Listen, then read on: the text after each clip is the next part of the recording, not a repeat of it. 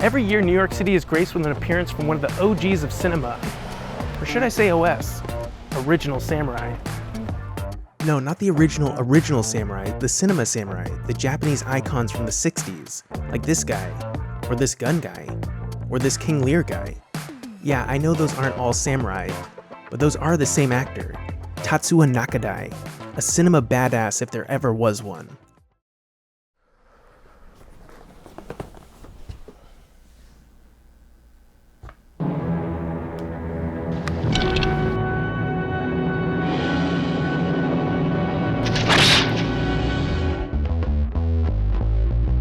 You might recognize this guy from Yojimbo. He was played by Tatsuya Nakadai. This is one of Nakadai's coolest movies, The Sword of Doom. It follows an absolute sociopathic samurai without a conscience who descends into madness. It's a brutally stylized samurai flick with no shortage of action.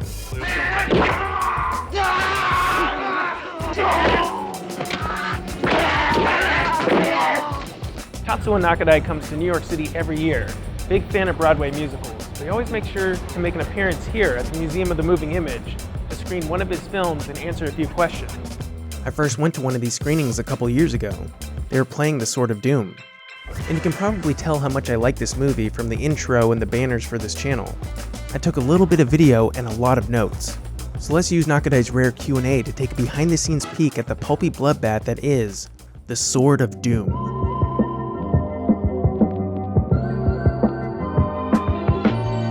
The Sword of Doom follows a hated samurai named Ryunosuke, who is seen as a brutal savage with no regard for the law.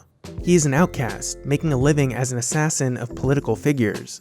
He also lives in fear of the inevitable revenge by those he has wronged, including his deceased father, the brother of his first samurai victim, and Shimada, a superior swordsman played by Toshiro Mifune. Nakadai is no stranger to playing the bad guy, but his role in The Sword of Doom might be the most villainous of them all. A man who kills simply for pleasure. At the screening, Nakadai said, "I think I prefer to play the villain because there's both a light and a darkness in such roles, and it really intrigues me as an actor. And after the war, there was an influx of films from America coming to Japan. So my teachers were John Wayne, Henry Fonda, and my number one teacher, Marlon Brando. American actors were very distinct and memorable because they had that mysteriousness, the darkness, and the shadow. So as an actor, I quite prefer these roles to have a front and a back and a depth." The novel on which the film was based started as a newspaper serial in 1913 that spanned 3 decades of people buying the newspaper to read the next installment. The story was left incomplete when the author died in 1944. There have been numerous adaptations over the years for the stage and the screen, but The Sword of Doom is arguably the most famous. It should also be noted that the plot holes and unresolved storylines in the film could possibly be due to the assumption that most of the audience during that time were familiar with the story. It has been said that The Sword of Doom is mainly a collection of the novel's most famous scenes. Still, the sense of ambiguity in the film also reflects the ambiguity of the novel.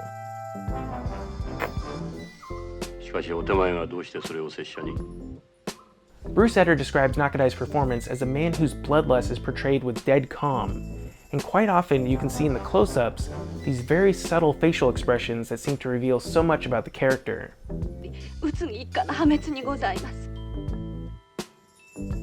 At the screening of The Sword of Doom, Nakadai said that people often told him that he was an actor who performs with his eyes. He said he was always confused at what they were talking about, and that he imagines that it was just the feeling in his heart that inevitably appeared in his expression. Ryunosuke's swordplay style during matches has a bizarre quality to it. People take extreme offense to his technique. His father even calls it deceitful and cruel. Wait, we need something here. Yeah. So he doesn't hold his sword in the normal way. He holds it kind of down and he looks away. It's very apprehensive and shy. He's really just baiting his opponent in. But when his opponent finally kind of closes that gap as he's walking slowly away from them, and at that point, it's almost instinctual. He reacts immediately. On the flip side, Shimada, played by Toshiro Mifune, embodies the heroic samurai we are used to. Look at his stance and how he holds his sword.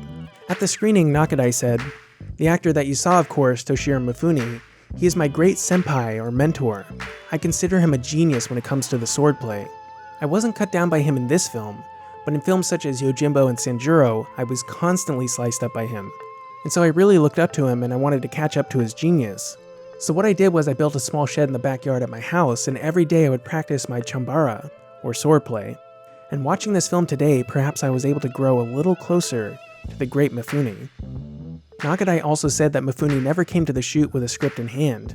He would always memorize all of his lines before shooting. This inspired Nakadai to do the same. As Nakadai said, he was killed many times by Mifune in samurai pictures. However, now that we see Mifune in a Nakadai-led movie, we don't get to see a fight between them.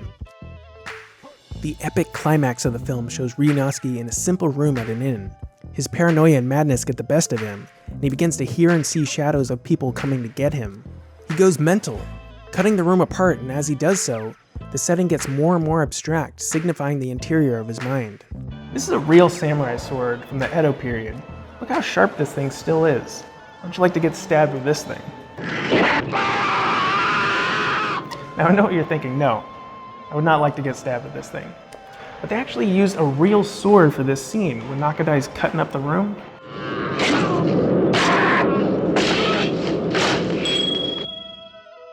It was actually freaking out the cinematographer Hiroshi Murai. He was constantly warning him as he would stab into the bamboo mats, be careful of your big toe. But what's really cool is that as Ryunosuke is losing his mind fighting imaginary enemies, Kondo's real men show up to attack him, and the fight carries over seamlessly. What ensues is one of the most brutal bloodbaths in samurai cinema. Nakadai said that for 4 days straight he was cutting down people, and he thinks that he cut down nearly 100 people. Japanese actors back then never used stuntmen. Nakadai said, "No matter how dangerous the scene, if you were not able to perform with that real sword, you were told you had no skill." The film ends with a freeze frame. It was supposed to be a 3-part series, but because of that last scene, Nakadai said that the sequel was considered too violent to shoot. All during the Q&A, I was trying to muster up the courage to ask a question, and I did. I asked him what it was like to perform for different directors with different directing styles. He spoke directly to me in Japanese with those mesmerizing eyes just staring directly into mine. And I nodded along like I understood what he was saying, but the entire time I couldn't help but think about this.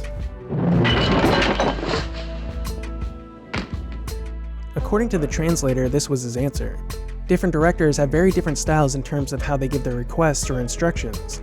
I've spent the last 60 years performing on stage and in film, and I've done my very best to behave and do exactly what directors have told me to do. As a result, I've never had any fight or conflict with a director. If I'm working on one film or stage performance and I move on to the next one, the director might say to me, "Do it totally different from what you did before. Don't do anything like your previous performance." That would often happen. Thank you to Skillshare for sponsoring this video. Skillshare is an online learning community with more than 17,000 classes in editing software, filmmaking, and more. I make these videos using Adobe Premiere and After Effects, and I learned how to use these programs on Skillshare. Premiere Pro, and especially After Effects, can seem quite complicated to jump into, but Skillshare's wonderful teachers give you a clear and direct learning path. I recommend Jordy Vanderput's classes on Premiere Pro. He's actually a YouTuber, and his teaching style is very high energy and engaging. I also really like Skillshare's wonderful community aspect. You can communicate with other members and post your class projects to see what other people came up with. And sometimes the teachers will communicate with you directly to clarify things and answer specific questions. What's really great about Skillshare is that it's both cheaper and better than similar services out there. You can get a premium membership for less than $10 a month for an annual subscription. Because Skillshare is sponsoring this video, the first 500 people to use the promo link in the description will get their first 2 months free to try it out, risk-free. Thanks for watching. Check out a couple of short bonus videos on my Twitter and Facebook feed. The links are in the description. The votes are in for the subject of the next Making Film episode, and you guys chose A Clockwork Orange. If you'd like to suggest movies and vote on Making Film topics, head on over to Patreon now. $1 gets you in.